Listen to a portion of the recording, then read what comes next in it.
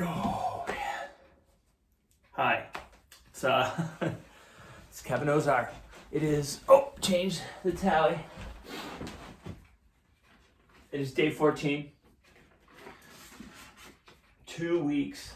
2 weeks, 2 weeks, 2 weeks. So this is episode 9, day 14 of This Is Not a Snow Day. I am Kevin Ozar, and I am totally not wearing the same clothes I was wearing yesterday. If you saw me out on my walks, I filmed this the day you saw me in it.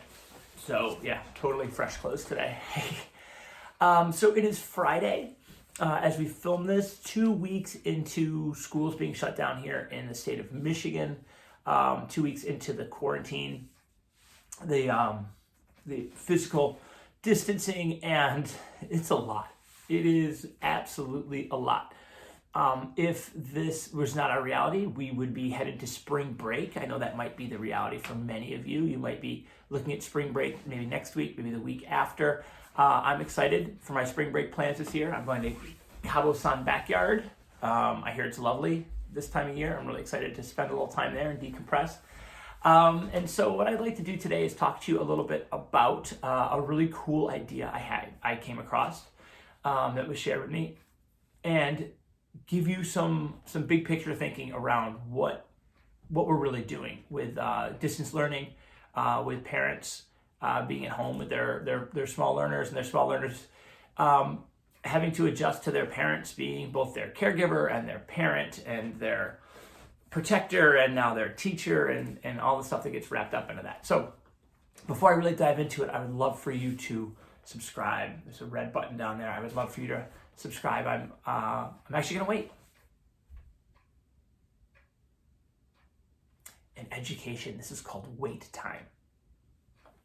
Oh, thank you so much. A couple of you actually reached out and subscribed. I appreciate that. What that does is it makes sure you don't miss an episode. It helps me understand who's watching and where, and what some of your needs are, and also gives you the opportunity to comment. I would love your comments. Yesterday on one of my walks, 2 or 3 people, neighbors, friends in the area were like, "Oh my gosh, I love your videos," or "Thanks, that was really helpful." That's great, because sometimes I kind of feel like I'm just sending these off into the ether, and I'm not sure that they're reaching anybody. So it's nice for me, it's energizing for me to just know that this is something that's helpful to you. And you can always share these through social media. If something made you think, something made you pause or reconsider or feel encouraged or something like that, please let me know so I can keep doing this, and we can keep getting it to good people as you share it around.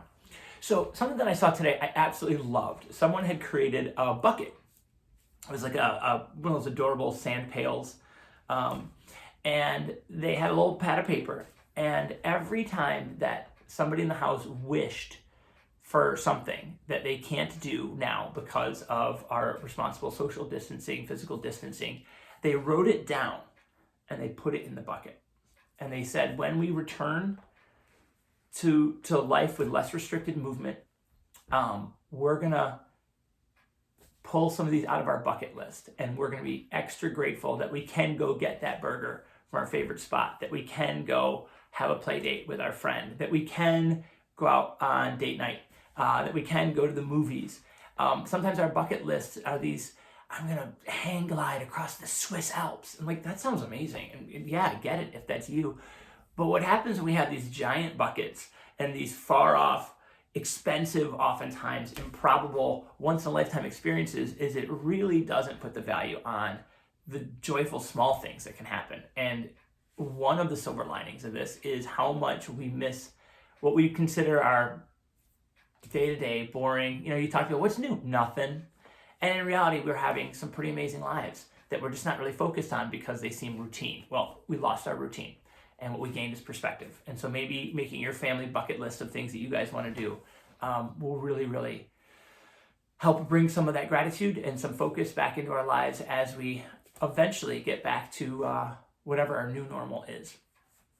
So I had 2 topics kind of floating around in my brain, and I wanted to just try and combine them. And the first one is we're not doing homeschooling. This is not homeschooling. If you know friends or relatives, or you've heard of people who do homeschooling, this is not what they're doing. This distance learning, this teachers putting out information, and parents hopefully helping as much as they can, and kids sifting on their own. That is not homeschooling. So I think we need to dispel that myth. Now, I have 23 years in public education. I believe public education is a really fantastic resource, and it sets us apart in many ways as a country. It's one of the few ways that I believe in American exceptionalism is that we attempt to publicly educate every child as a right. And that's powerful. Homeschooling is a choice that parents can make where they decide to educate their child at home. That's also powerful. We're not doing either of those two things right now. What we're doing is our very best in an extremely fluid situation when everyone's just trying to figure it out. I'm here reading about school districts that are just now going online. I'm reading about places that have thrown in the towel. The second big thing that I want to say is something that I truly believe, and that is that grades are dumb. We have become accountants in education, and we are constantly accruing points. And what that has done is completely taken any and all importance on learning away. What I think a lot of parents and guardians might be seeing right now is that as we try to grade and assess this very unusual situation as if it's business as usual, it absolutely robs the experience of any ownership, of any enrichment, of any power for the learner, for the actual dopamine blasts that happen in the brain when you grasp a new concept and you interact with it. That is a biological expression that you can see in the body. I can see my learners when they are wrestling with a new topic and when they get it. Their bodies change right there in those tiny moments.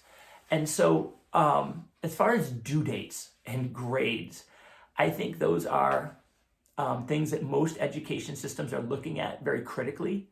I was lucky enough to work with a school in Kenya in East Africa, and they are adopting a Norwegian curriculum that the entire country of Norway is doing.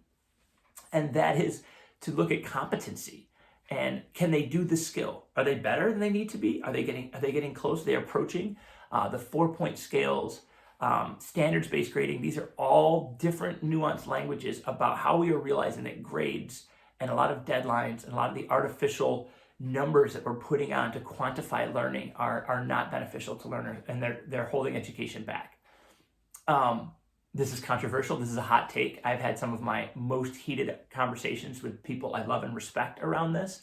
And so I want us to not be focused on grades now, of all times. And I would love for parents to be paying attention to what happens when things are due at a certain time and a learner can't get to it or can't grasp it, and the stress and the hardship that sometimes incurs, and how it just pulls so much of the joy of learning and the actual learning out of getting it done. Is it right? How many points is it worth? And so parents, I think this is a great opportunity for you to see this firsthand and to start forming your opinion on it. Because when we go back, because we're going to go back, and we get back into schools, which is, we've learned now, what many of us in education knew are much more than just grades. It is socialization, it is food, it is hygiene, it is so many things that we teach people about being citizens. I would love for you to have a stronger sense of what grades are and aren't, and how they can sometimes affect your learners. And as we refine and get better in the days moving forward, I think grades is something we really need to look at. And hopefully this has had an opportunity to do this for you. So with that said, something we've been saying the whole time is give your students ownership and focus on learning. What are you thinking? What are you feeling? What's new here? What would you do with this information?